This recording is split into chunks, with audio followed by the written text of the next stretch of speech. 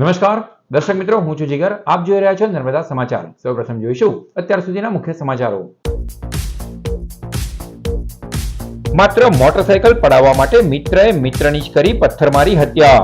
અંકલેશ્વરમાં અમરાવતી બ્રિજ નીચેથી ડીકમ્પોઝ હાલતમાં મળેલો મૃતદેહ. હાથ પર રહેલા દોરા અને છુંદડા પરથી મૃતકની ઓળખાણ કરાઈ.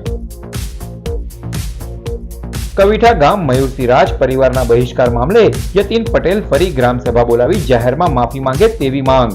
ગામના હિત અને વિકાસમાં ભ્રષ્ટાચાર મામલે અવાજ ઉઠાવતા વ્યક્તિગત હુમલા કરાયાનો મયુરસિંહ રાજનો આક્ષેપ. સરકારી તંત્રને અનેક રજૂઆતો છતાં 7 દિવસ ગામ બહિષ્કારમાં કોઈ કાર્યવાહી નહીંની મીડિયા સમક્ષ ઠાલવી વેદના.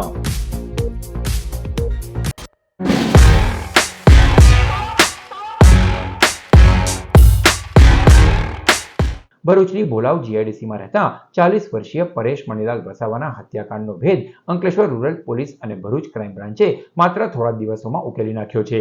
બાઇક પડાવી લેવાના ઈરાદે યુવકે મિત્રની નિર્દયતાથી હત્યા કરી મૃતદેહને નદીમાં ફેંકી દીધો હોવાનું તપાસમાં બહાર આવ્યું. તારીખ 20મી જૂનના રોજ અંકલેશ્વરના ડઢાલ સાગબારા બ્રિજની નીચે નદીમાંથી એક અજાણ્યા પુરુષનો વિકૃત હાલતમાં મૃતદેહ મળી આવ્યો હતો. મૃતદેહની હાલત એટલી ખરાબ હતી કે તેની ઓળખ કરવી પોલીસ માટે મોટો પડકાર બની હતી. જો કે મૃતકના હાથ પરના ટેટુના આધારે પોલીસે તપાસ આગળ વધારી હતી. તપાસ દરમિયાન મૃતકની ઓળખ પ્રકાશ મણીલાલ વસાવા તરીકે થઈ હતી. પોલીસને જાણવા મળ્યું હતું કે પરેશ 17 જૂનના રોજ પોતાની મોટરસાયકલ લઈને ઘરેથી નીકળ્યા બાદ પરત ફર્યો ન હતો. પોલીસે ઘટનાની ગંભીરતાને ધ્યાનમાં રાખી ભરૂચ અને અંકલેશ્વર વિસ્તારના 150થી વધુ સીસીટીવી કેમેરા ચકાસ્યા હતા. ફૂટેજમાં ચોંકાવનારી હકીકત સામે આવી હતી, જેમાં પરેશ વસાવાની મોટરસાયકલ લઈ અજાણ્યો વ્યક્તિ ચલાવી રહ્યો હતો, જ્યારે પરેશ વસાવા પાછળ બેઠેલા જોવા મળ્યા હતા. ફોરેન્સિક પોસ્ટમોર્ટમ રિપોર્ટમાં મૃતકને ગંભીર ઇજાઓ પહોંચાડવામાં આવી હોવાનું બહાર આવતા હત્યાનો ગુનો નોંધાયો હતો. ત્યારબાદ પોલીસની અલગ અલગ ટીમોએ ટેકનિકલ સર્વેલન્સ, હ્યુમન ઇન્ટેલિજન્સ અને ગ્રાઉન્ડ લેવલની તપાસનો સહારો લીધો હતો. સતત વોચ અને ગુપ્ત માહિતીના આધારે પોલીસે આખરે 20 વર્ષીય નિર્મલ રાજુ નિષાદને ઝડપી પાડ્યો હતો. પૂછપરછ દરમિયાન આરોપીએ મોટરસાયકલ પડાવી લેવા માટે પરેશ વસાવાની હત્યા કરી હોવાનું કબૂલ્યું હતું. ત્યારબાદ આરોપીએ મૃતદેહને નદીમાં ફેંકી પુરાવા નષ્ટ કરવાનો પ્રયાસ પણ કર્યો હતો. ઉલ્લેખનીય છે કે આરોપી નિર્મલ નિષાદ સામે અગાઉ પણ અંકલેશ્વરમાં ચેઇન સ્નેચિંગ સહિતના ગુનાઓ નોંધાઈ ચૂક્યા છે. તારીખ 20/6/2026ના રોજ અંકલેશ્વર રૂરલ પોલીસ સ્ટેશન ખાતે અમરાવતી ખાડીમાં સાગબારા બ્રિજની નીચે એક ડીકમ્પોઝ હાલતમાં એક ડેડ બોડી મળી આવે છે કે જેને જોતા તેની કોઈ જાતની ઓળખ શક્ય હતી નહીં, કારણ કે ચહેરા ઉપર ઘણો બધો વિકૃત થઈ ગયો હતો. આ હાલતમાં પોલીસ દ્વારા તાત્કાલિક જ સુરત ખાતે ફોરેન્સિક એફએસએલ કરવા માટે ડેડ બોડીને મોકલી દેવામાં આવે છે અને ત્યારબાદ ડેડ બોડીના ફોટા અને બધું લઈ અને વ્યક્તિની ઓળખાણ માટે ખૂબ પ્રયત્ન કરવામાં આવે છે, જેને આધારે અલગ અલગ અનેક સીસીટીવીઓ, ત્યારબાદ અલગ અલગ જગ્યાએ તેના હાથ પરના છુંદડા, એના કપડાનું વર્ણન, આ બધું કરીને અઢળક જગ્યાએ તેના ફોટોગ્રાફ દેખાડવામાં આવે છે. 150થી વધારે સીસીટીવી ચેક કરવામાં આવે છે અને જેને આધારે જે મૃતક છે તેનું નામ પરેશ મણીલાલ વસાવા, ઉંમર વર્ષ 40, જે રહે દૂધપરા ડેરી નજીક ભોલાવ જીઆઈડીસી ખાતેથી હોવાનું મળી આવે છે. મીનવાઇલ સુરત ફોરેન્સિક ખાતેથી ખ્યાલ પડે છે કે જે વ્યક્તિની ડેડ બોડી છે તેનું મૃત્યુ કોઈ તીક્ષ્ણ વસ્તુઓ દ્વારા તેના માથામાં મારવાથી થયું હોવાનું સામે આવતા પોલીસ દ્વારા 27/6ના રોજ તત્કાલ ધોરણે 103(1) BNS પ્રમાણે મર્ડરનો ગુનો દાખલ કરવામાં આવે છે અને આગળની તજવીજ ખૂબ આગળ વધારવામાં આવે છે, જેમાં અમારા અંકલેશ્વર ડિવિઝનના ડીવાયએસપી, એલસીબીની ટીમ અને લોકલ પીએ જે છે એ ખૂબ જ મહેનત ઉઠાવે છે અને ત્યારબાદ જે છે એ બધી જ વસ્તુ ચેક કરતા ખ્યાલ પડે છે કે 17/6/2026ના રોજ આ વ્યક્તિ ભોલાવ જીઆઈડીસી ખાતેથી નીકળી અને ત્યારબાદ જે છે તેમનું લોકેશન મળી આવતું ન હતું. આગળ વધુ તપાસ ધરતા હ્યુમન ઇન્ટેલિજન્સના આધારે અને ટેકનિકલ ઇન્ટેલિજન્સના આધારે ખ્યાલ પડે છે કે એક વ્યક્તિ કે જેનું નામ છે નિર્મલ રાજુ નિષાદ, ઉંમર વર્ષ 20, જે મૂળ રહે છે ઉત્તર પ્રદેશ અને અહીંયા દૂધદા નજીક રહે છે અને આ વ્યક્તિના ટચમાં છેલ્લે 1 વર્ષથી હતો. તેની સાથે છેલ્લે જોવામાં આવ્યો હતો અને ત્યારબાદ ઇન્ટ્રોગેશનના આધારે અને અલગ અલગ બીજી ટેકનિકના આધારે પોલીસને સફળતામાં હાથ ધરે છે કે જેમાં વ્યક્તિ દ્વારા માત્ર તેનું મોટરસાયકલ પડાવી લેવાના હેતુ પાર ના આવતા તેણે વ્યક્તિનું પથ્થરથી મૃત્યુ નિપજાવ્યું હતું અને ત્યારબાદ જે ત્યાંથી એ ડેડ બોડીને ડમ્પ કરીને ફરાર થઈ ગયા હતા. આ વ્યક્તિ જે નિર્મલ રાજુ નિષાદ છે તેની ઉપર આ અગાઉ પણ 2025ની સાલમાં ચેઇન સ્નેચિંગના એટલે કે 304(2) મુજબના 2 ગુના પણ દાખલ થયેલા છે. હાલમાં પોલીસ દ્વારા આરોપીને અટક કરી અને આગળની મજબૂત કાર્યવાહી માટે કામ ચાલુ છે. ભરૂચ તાલુકાના કવિઠા ગામે ભ્રષ્ટાચાર સામે અવાજ ઉઠાવનાર પરિવારનો સામાજિક બહિષ્કાર કરવામાં આવ્યો હોવાના મામલામાં ગામમાંથી બહિષ્કાર કરાયેલા આગેવાન મીડિયા સમક્ષ આવ્યા હતા અને પોતાની વ્યથા ઠાલવી હતી. ભરૂચ તાલુકાના કવિઠા ગામમાં ભ્રષ્ટાચાર સામે અવાજ ઉઠાવનાર વ્યક્તિ અને તેના પરિવારનો સામાજિક બહિષ્કાર કરવામાં આવ્યો હોવાના ગંભીર આક્ષેપો સામે આવ્યા હતા. ગામમાંથી બહિષ્કાર કરાયેલા મયુરસિંહ રાજ મીડિયા સમક્ષ આવ્યા હતા અને સમગ્ર ઘટનાક્રમ અંગે પોતાની વ્યથા વ્યક્ત કરી હતી. મયુરસિંહ રાજે જણાવ્યું હતું કે ગામના હિત અને વિકાસના મુદ્દાઓને લઈને તેમણે ભ્રષ્ટાચાર વિરુદ્ધ લડત શરૂ કરી હતી. જોકે તેના બદલામાં તેમના પર વ્યક્તિગત હુમલાઓ કરવામાં આવ્યા અને તેમના પરિવારને 7 દિવસ સુધી સામાજિક બહિષ્કારનો સામનો કરવો પડ્યો હતો. તેમણે વધુમાં આક્ષેપ કર્યો હતો કે સમગ્ર મામલે સરકારી તંત્રને અનેક રજૂઆતો અને ફરિયાદો કરવા છતાં અત્યાર સુધી કોઈ અસરકારક કાર્યવાહી કરવામાં આવી નથી. સમાધાન અંગે મયુરસિંહ રાજે સ્પષ્ટ જણાવ્યું હતું કે જો મામલાનું નિરાકરણ લાવવું હોય તો જિલ્લા પંચાયત સભ્ય યતીન પટેલ દ્વારા ફરીથી ગ્રામસભા બોલાવવામાં આવે અને જાહેરમાં તેમની માફી માંગવામાં આવે. મયુરસિંહ રાજના આક્ષેપોથી ગામમાં ચર્ચાનો માહોલ સર્જાયો છે. હવે આ મામલે જિલ્લા તંત્ર અને સંબંધિત જવાબદાર વ્યક્તિઓ શું પગલાં ભરે છે તેના પર સૌની નજર મંડાઈ છે. તમારી પર આટલા હુમલા, આટલું દબાણ પટવા પછી બી શું તમે ભ્રષ્ટાચાર વિરોધી મોરચો ચાલુ રાખશો તમારો? જ્યાં સુધી સરકારશ્રી તરફથી સોંપાયેલી જવાબદારી આપણા માથે હશે અને એના અનુસંધાને જે કંઈ કરવાનું થશે એ બધું કરીશ. વિકાસના કામો માટે કરીશ અને કોઈ પણ વિસ્તાર, કોઈ પણ વર્ગ સાથે અન્યાય થતો હશે તો છાતી રાખીને આગળ ચાલીશ. હું યતીનભાઈને કહી દેવા માંગુ છું કે તમારે ભવિષ્યમાં પર્સનલ હુમલા આનાથી 10 ગણા મોટા કરવા હોય તો એને સહન કરવા માટે અમે તૈયાર છીએ. હાલમાં આ ફરમાન થયા પછી હાલમાં તમારે પરિવારની પરિસ્થિતિ કેવી છે? ગામમાં શું બધી છૂટછાટ થઈ ગઈ? નથી છૂટછાટ. ગામની કોઈ વ્યક્તિ અમારા પરિવાર સાથે વાતચીત નથી કરતી. મયુરસિંહ, તે દિવસે જે પ્રેસ કોન્ફરન્સ કરી એમાં એવું જણાવવામાં આવ્યું કે એ લોકો પરથી જે બધી પાબંદી હટાવી લેવામાં આવી. તો જો એમને ગામ મિટિંગ કરીને જે પાબંદી લગાવી તો ગામ મિટિંગ કરીને હટાવી ના શકે? બહુ સરસ સવાલ તમે પૂછ્યો છે કે જે મીટિંગ થઈ હતી તેના વિડીયો આપ મીડિયા કર્મીઓ ફરી એકવાર જોઈ શકો છો. એની અંદર એલાન કરવામાં આવે છે ને પબ્લિકની અંદર બેઠેલા લોકો ઊભા થઈને બોલે છે કે આજે તમે આ ફરમાન કર્યું છે, તમારા દબાવમાં આવી ને અમે લોકો એને અનુસરીએ છીએ, પણ કાલે જ્યારે તમે છૂટછાટ કરો ત્યારે આ જ રીતે આ સ્થળ ઉપર બધાને બોલાવીને જે કંઈ એલાન કરવું હોય એ કરજો.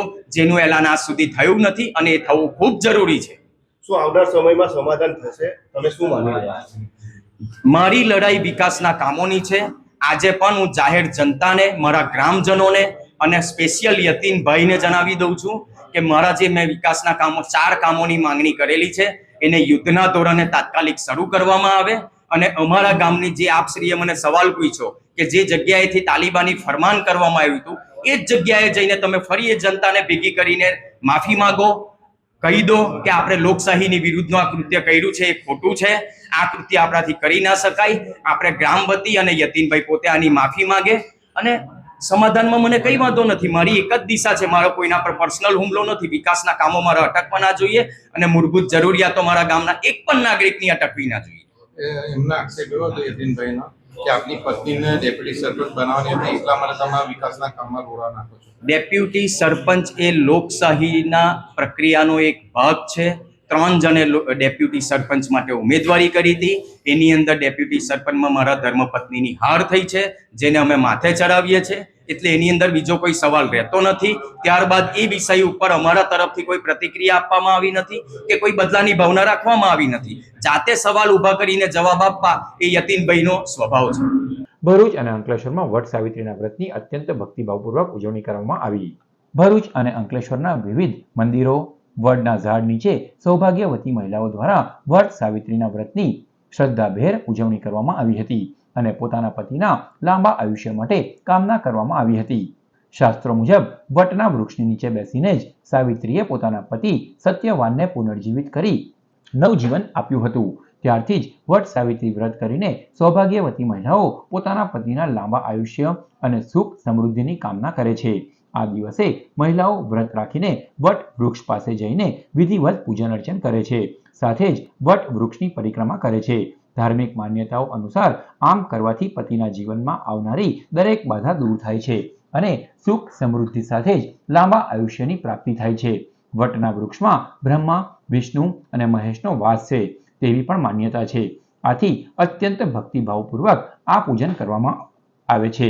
આજનું વડ સાવિત્રી વ્રત એટલા માટે કરવામાં આવે છે કે સ્ત્રીઓને ધન ધ્યાનથી ભરપૂર ખાદ્ય ભગવાન એમનો પતિનો આયુષ્ય વધે અખંડ સૌભાગ્ય વ્રત કરવાનું એનું ફળ મળે, ધન્ય ધ્યાનથી ભરપૂર રહે.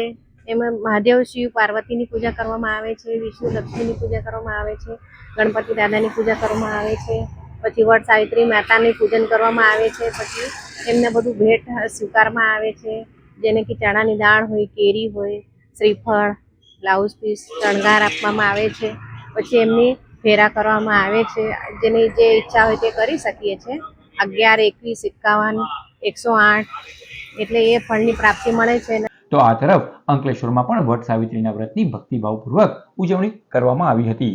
અંકલેશ્વરના વિવિધ મંદિરો અને ગામોમાં સૌભાગ્યવતી મહિલાઓ દ્વારા વટ સાવિત્રીની વ્રતના શ્રદ્ધાભેર ઉજવણી કરાઈ હતી. પતિના લાંબા આયુષ્ય માટે કામના કરી હતી અને અંકલેશ્વરમાં ભડકોદરા ગામ સહિત સ્થળોએ વટ સાવિત્રીના વ્રતનું પૂજન અર્ચન કરવામાં આવ્યું. આ બ્રહ્મા સાવિત્રીનું પૂજન એટલે વટ સાવિત્રી જેઠ સુદ પૂર્ણિમા દિવસે કરવામાં આવે છે. આ વ્રતથી બહેનોનું અખંડ સૌભાગ્ય વધે છે, એમના બાળકોનું, એમના પરિવારનું બધાનું આયુષ્ય પણ વધે, આરોગ્ય વધે, બાળકોનું પણ વિદ્યાભ્યાસમાં પણ સારું પ્રગતિ થાય, એમની પણ પ્રગતિ થાય. એવા આજે આ વડના સમીપે એમાં ભગવાનનો વાસ રહેલો છે, બ્રહ્મા અને સાવિત્રી છે. હું એ અખંડ સૌભાગ્યનું જોડું છે એ રીતે પણ એમના અખંડમય જીવન એમનું પસાર થાય એ રીતે આ દર વર્ષે વર્ષા ઋતુમાં ઉત્તરાયણના દક્ષિણના પર્વમાં આ વ્રત કરવામાં આવે છે. તેથી બધાનું સ્ત્રીઓનું સૌભાગ્ય અખંડ સૌભાગ્ય રહે છે અને દીર્ઘ આયુષ્ય એટલે લાંબુ આયુષ્ય ભોગવે છે અને એ પરમાત્માની પૂજા કરતા રહે છે. અંકલેશ્વરમાં ગાના મ્યુઝિક લવર્સ ક્લબના સહયોગથી બ્રહ્મનાદ આર્ટ એન્ડ સોલ ફાઉન્ડેશન દ્વારા સંગીત મંચ શામે ગઝલ કાર્યક્રમ યોજાયો. બ્રહ્મનાદ આર્ટ એન્ડ સોલ ફાઉન્ડેશન દ્વારા આયોજિત સંગીત મંચ શામ એ ગઝલ કાર્યક્રમ અંકલેશ્વર જીઆઈડીસી સ્થિત ડાયમંડ થિયેટરમાં ભવ્ય રીતે યોજાયો. કાર્યક્રમમાં શહેર તથા આસપાસના વિસ્તારોમાંથી મોટી સંખ્યામાં સંગીત પ્રેમીઓ ઉપસ્થિત રહ્યા. કાર્યક્રમની શરૂઆત પ્રસિદ્ધ સિતારવાદક દેવપ્રિય ઠાકુર રાંચીના મધુર સિતાર વાદનથી થઈ હતી. તેમના રાગાત્મક પ્રસ્તુતિએ સમગ્ર વાતાવરણને સંગીતમય બનાવી દીધું હતું. ત્યારબાદ સત્યપ્રકાશ મિશ્રા અને શમશેર અલી મુંબઈએ તબલાની સુમેળભરી રંગત આપી શ્રોતાઓની પ્રશંસા મેળવી હતી. ગઝલ ગાયિકા દીપાન્વિતા ચક્રવર્તીએ કોલકાતાએ લોકપ્રિય ગઝલો અને સુરીલી રચનાઓ રજૂ કરી હતી. કાર્યક્રમમાં પ્રતીક પંચાલ કીબોર્ડ પર, ઇકબાલ હુસેન વારસી વાયોલિન તથા અરશદ અહમદ ગિટારે પણ ઉત્કૃષ્ટ સંગત આપી હતી. આ કાર્યક્રમ ગાના મ્યુઝિક લવર્સ ગ્રુપ અંકલેશ્વરના સહયોગથી યોજાયો હતો.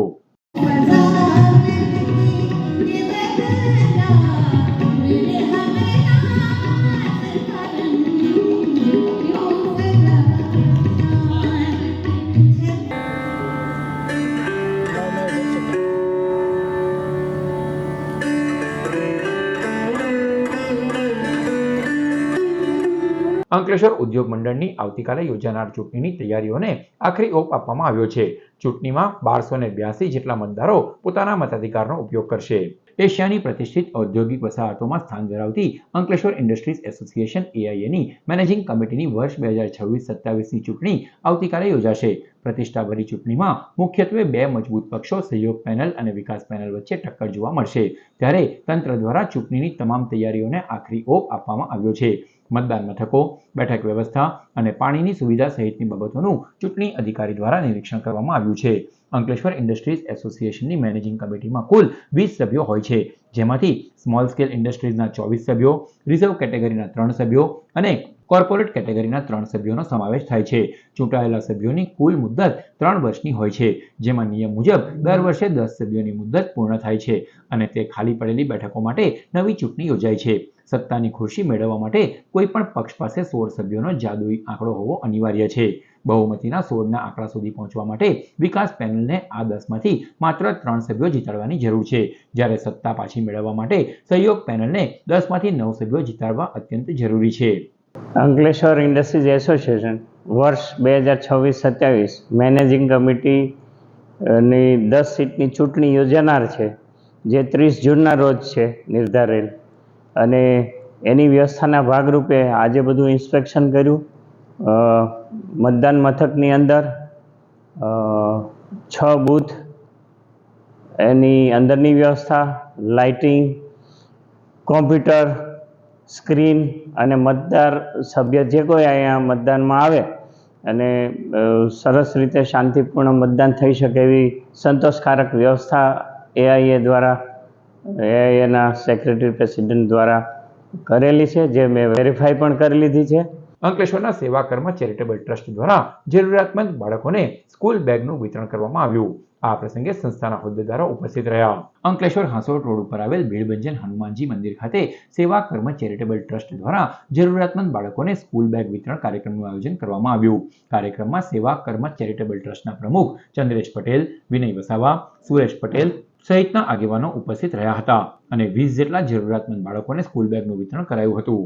સેવા કર્મ ચેરિટેબલ ટ્રસ્ટ દ્વારા ભીડભંજન હનુમાનજી મંદિર ખાતે જરૂરિયાતમંદ બાળકોને સ્કૂલ બેગ વિતરણ કરવામાં આવ્યું ને ભવિષ્યમાં ખૂબ ભણીને આગળ વધે એ માટે શુભેચ્છા પાઠવી. અંકલેશ્વરમાં ચૈતર વસાવાના સમર્થનમાં રેલીનું આયોજન કરવામાં આવ્યું. જોકે રેલી શરૂ થતાં જ પોલીસે 20 કાર્યકરોની અટકાયત કરી. અંકલેશ્વરમાં ચૈતર વસાવાના સમર્થનમાં આમ આદમી પાર્ટી દ્વારા આજે આયોજિત રેલી દરમિયાન પોલીસે આશરે 20 જેટલા કાર્યકરોની અટકાયત કરી હતી. સદર રેલી ભરૂચી નાકા સ્થિત બિરસા મુંડા પ્રતિમા સુધી યોજાવાની હતી. રેલીની શરૂઆત પહેલા જ કાર્યકરોએ બાબા સાહેબ ડોક્ટર ભીમરાવ આંબેડકરની પ્રતિમાને ફૂલહાર અર્પણ કરીને શ્રદ્ધાંજલિ આપી હતી. ત્યારબાદ પદયાત્રા શરૂ કરવામાં આવી હતી. જોકે પદયાત્રા શરૂ થાય તે પહેલા જ પોલીસે કાર્યવાહી હાથ ધરી હતી અને આશરે 20 જેટલા કાર્યકરોને અટકાયતમાં લીધા હતા.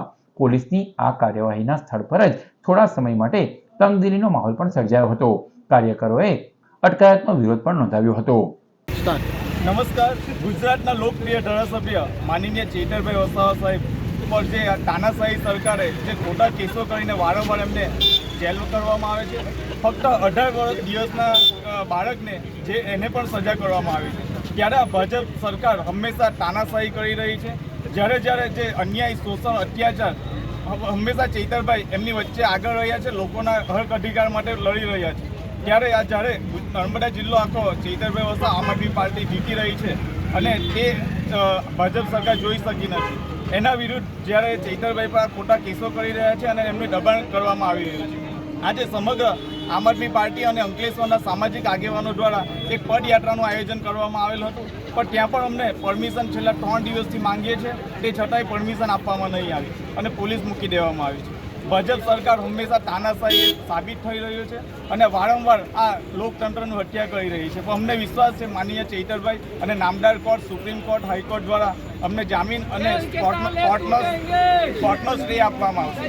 અંકલેશ્વરની શ્રી માધવ વિદ્યાનિકેતન શાળા ખાતે શાળા પ્રવેશોત્સવનું આયોજન કરાયું. વિદ્યા ભારતી ગુજરાત પ્રદેશ સંલગ્ન શ્રી માધવ વિદ્યાનિકેતન ટ્રસ્ટ સંચાલિત સરસ્વતી વિદ્યા મંદિર ગુજરાતી અને મરાઠી માધ્યમમાં પ્રવેશોત્સવ કાર્યક્રમ યોજવામાં આવ્યો. કાર્યક્રમનો શુભારંભ અગ્નિહોત્રમ યજ્ઞ, દીપ પ્રાગટ્ય કરી માં સરસ્વતીની વંદના કરી જે વિદ્યાર્થી જીવનમાં શિક્ષણનું પ્રથમ સોપાન કંડારવા જઈ રહ્યા છે ત્યારે પ્રવેશ મેળવનાર દરેક વિદ્યાર્થીઓને પ્રેમ અને હૂંફથી આવકારી શિક્ષણના રંગે રંગાવી દઈને નવી પેઢીના ઘડતરમાં સહભાગી થવા ટ્રસ્ટી નાથુભાઈ દોરેક, રામચંદ્ર મોન સાહેબ, સુવર્ણા દોરેક, રાજુભાઈ કાસુંદ્રા અને વિદ્યાલયના પ્રધાનાચાર્ય, આચાર્ય તથા પ્રવેશ મેળવનાર વિદ્યાર્થીઓ અને તેમના માતા પિતા ઉપસ્થિત રહ્યા હતા.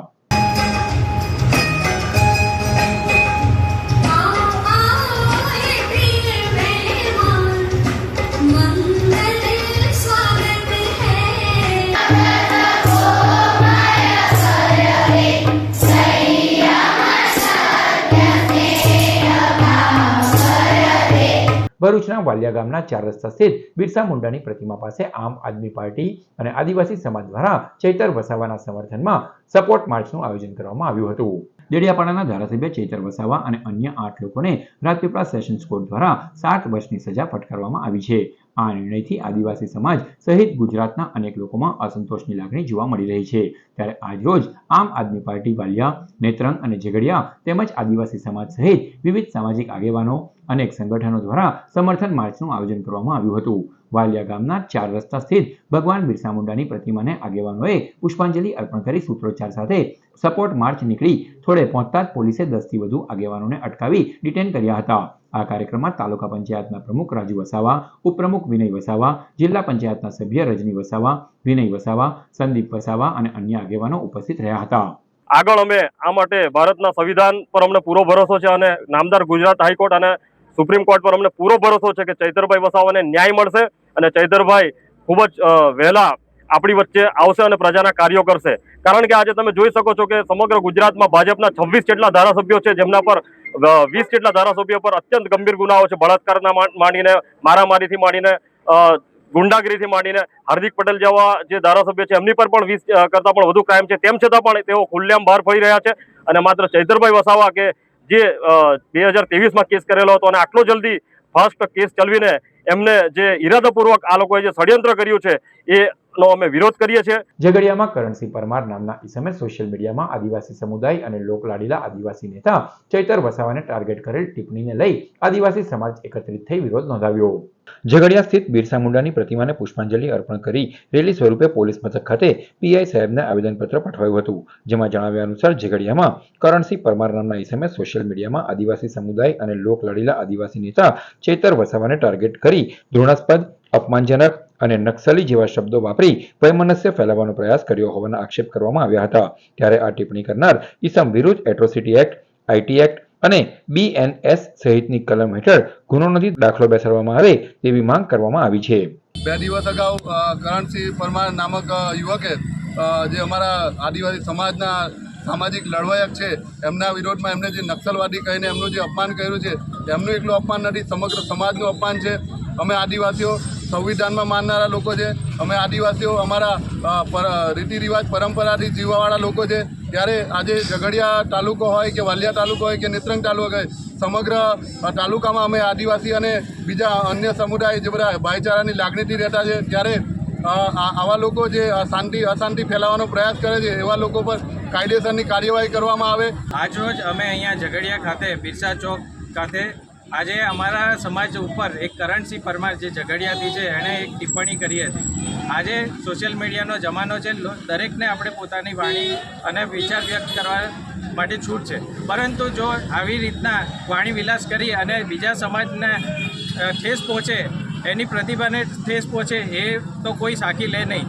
એટલે જ આજે અહીં અમે તમામ આદિવાસી સમાજના આગેવાનો અહીં ઉપસ્થિત રહ્યા છે અને અહીં અમે શાંતિપૂર્ણ અહીંયાથી બિરસા ચોકથી પોલીસ સ્ટેશન સુધી પદયાત્રા કરીશું અને પોલીસ ઇન્સ્પેક્ટર સાહેબને આવેદનપત્ર આપીશું. ઝઘડિયાના જ એક કરણસિંહ પરમાર દ્વારા આદિવાસી સમાજ પર અને આદિવાસી સમાજના જે નેતા છે ચૈતર વસાવા પર ટિપ્પણી કરવામાં આવેલી હતી કે આદિવાસી સમાજને નક્સલી ગઈ અને આદિવાસી સમાજના જે નેતા છે એને પાપનો ગળો ભરાઈ ગયો છે અને જેલમાં જવું પડે અને આવા ન શોભે એવું અશોભનીય વર્તન ફેસબુકના માધ્યમથી કરવામાં આવેલું હતું. અમે આદિવાસી સમાજના લોકો વર્ષોથી આર્ટિકલ 244(1) અંતર્ગત અહીંયા આદિવાસી વિસ્તારમાં વર્ષોથી રહીએ છીએ. બધા જ સમાજ સાથે અમે હળીમળીને રહીએ છીએ, પરંતુ આ કરણસિંહ પરમાર દ્વારા આદિવાસી સમાજ અને ક્ષત્રિય સમાજમાં વૈમનસ્ય ફેલાય એવું જાણી જોઈને પૂર્વ આયોજિત કાવતરું કરીને સમાજની એકતા તોડવાનો જે એમને કૃત્ય કરેલું છે એને અમે વખોડીએ છીએ. રાષ્ટ્રીય સ્વયંસેવક સંઘ દ્વારા ભરૂચ ખાતે પ્રબુદ્ધ નાગરિકો માટે ગોષ્ઠીનું આયોજન કરાયું. રવિવારે રાષ્ટ્રીય સ્વયંસેવક સંઘના શતાબ્દી વર્ષ નિમિત્તે આયોજિત ભરૂચ વિસ્તારના પ્રબુદ્ધ નાગરિકો માટે પ્રમુખ જન ગોષ્ઠીનું આયોજન આત્મીય સંસ્કારધામ કોલેજ રોડ ખાતે કરવામાં આવ્યું. કાર્યક્રમમાં ગોષ્ઠી માટે સમાજના વિવિધ ક્ષેત્રના અગ્રણીઓ જેવા તબીબ, વકીલ, ઉદ્યોગપતિઓ, સેવાભાવી સંસ્થાના અનુભવી મહાનુભાવોને ખાસ આમંત્રણ પાઠવવામાં આવ્યું હતું. સમાજની સજ્જન શક્તિને સાથે લઈને વિશ્વ સમક્ષ એક આદર્શ, સંગઠિત, સક્ષમ અને સમૃદ્ધ ભારતના નિર્માણ વિષય જન ગોષ્ઠી સંવાદ કરવામાં આવ્યો હતો. સંઘ તરફથી પ્રકાશભાઈ કપૂરિયા, જાણીતા ચાર્ટર્ડ એકાઉન્ટન્ટ, સુરત મહાનગરપાલિકાના સહસંપર્ક ઉપસ્થિત રહ્યા હતા. નારાયણ વિદ્યાવિહારમાં ડોક્ટર શરદ ઠાકરની નવલકથા મને વરસાદ ભીંજવે 250માં પુસ્તક સંવાદમાં રજૂ કરાઈ. વંદે વસુધરા પ્રોજેક્ટ હેઠળ શાળા પટાંગણમાં વૃક્ષારોપણ કરવામાં આવ્યું હતું. ડોક્ટર શરદ ઠાકરે 250માં પુસ્તક સંવાદમાં મને વરસાદ ભીંજવે નવલકથાનો રસાસ્વાદ કરાવી સૌને ભીંજવી દીધા હતા. ધારાસભ્ય રમેશભાઈ મિસ્ત્રીએ પ્રાસંગિક પ્રવચનમાં એમને બોલાવી સન્માન કર્યું એ બદલ ખુશી વ્યક્ત કરી હતી. કાર્યક્રમમાં નારાયણ વિદ્યાવિહારના આચાર્ય મહેશ ઠાકર, ચેનલ નર્મદાના ડિરેક્ટર ઋષિ દવે સહિતના આમંત્રિતો તથા શાળા પરિવાર ઉપસ્થિત રહ્યો હતો. પ્રસ્તુત છે કાર્યક્રમની કેટલીક ઝલકો.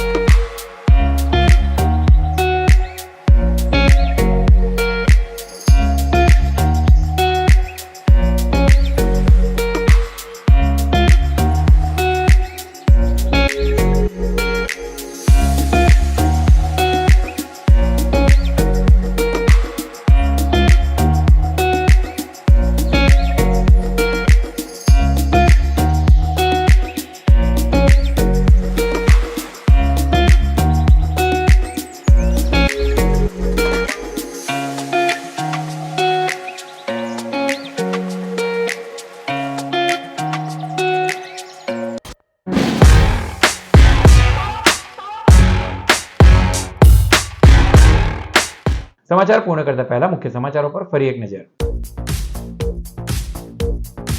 માત્ર મોટરસાયકલ પડાવવા માટે મિત્રએ મિત્રની જ કરી પથ્થરમારી હત્યા. અંકલેશ્વરમાં અમરાવતી બ્રિજ નીચેથી ડીકમ્પોઝ હાલતમાં મળેલો મૃતદેહ. હાથ પર રહેલા દોરા અને છુંદડા પરથી મૃતકની ઓળખાણ કરાઈ. કવિઠા ગામ મયુરસિંહ રાજ પરિવારના બહિષ્કાર મામલે યતીન પટેલ ફરી ગ્રામસભા બોલાવી જાહેરમાં માફી માંગે તેવી માંગ. ગામના હિત અને વિકાસમાં ભ્રષ્ટાચાર મામલે અવાજ ઉઠાવતા વ્યક્તિગત હુમલા કરાયાનો મયુરસિંહ રાજનો આક્ષેપ. સરકારી તંત્રને અનેક રજૂઆતો છતાં 7 દિવસ ગામ બહિષ્કારમાં કોઈ કાર્યવાહી નહીંની મીડિયા સમક્ષ ઠાલવી વેદના. તો આ હતા અત્યાર સુધીના નર્મદા સમાચાર. નવા સમાચારો સાથે ફરી મળીશું. નમસ્કાર.